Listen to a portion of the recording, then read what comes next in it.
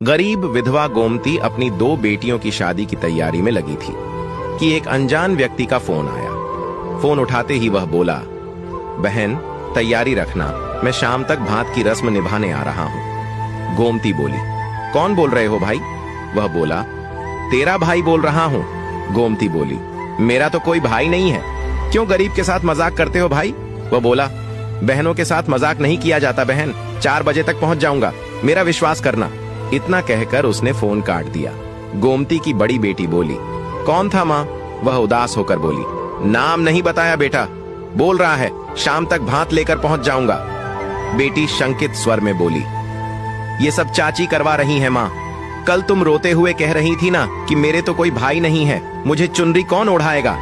तब चाची ने सुन लिया होगा, तेरे मजे लेने के लिए आज किसी से फोन करवा दिया। गोमती बोली, भगवान सब देख रहा है, कोई मुंह दुखियारी के साथ मजाक करेगा तो अपने कर्मों की सजा पाएगा। फिर गोमती अपने काम में लग गई। शादी में एक दिन ही बचा था। वह औरत होकर सब कुछ संभाल रही थी। गोमती के 3 संतान थी। बड़ी बेटी 22 साल की थी, उससे छोटी बेटी 20 साल की थी और एक 13 वर्षीय बेटा था। पति का 3 साल पहले बीमारी की वजह से निधन हो गया था। गोमती के एक देवर भी था जिससे बोलचाल बंद थी। इस कारण वह और उसकी पत्नी शादी में नहीं आ रहे थे। उसके कोई भाई नहीं था। पिता बहुत साल पहले भगवान को प्यारे हो चुके थे। इस कारण गोमती माँ को अपने साथ ले आई थी।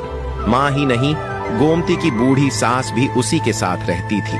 वह जैसे तैसे मजदूरी करके 3 बच्चों और 2 बूढ़ी औरतों का भरण पोषण कर रही थी।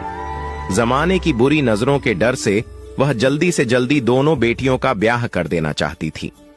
शादी में एक दिन बचा था कि अचानक उस अजनबी का फोन आ गया कि वह भात की रस्म निभाने आ रहा है।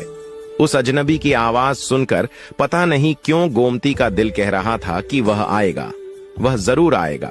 गोमती की आर्थिक हालत ऐसी थी कि वह छोटा सा टेंट भी अफोर्ड नहीं कर सकती थी।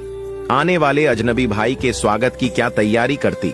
बचपन से लेकर अब तक एक कमी उसे हमेशा रुलाती थी कि उसके कोई भाई नहीं है। बच्चों की शादी के समय तो ये कमी शूल बनकर चुभ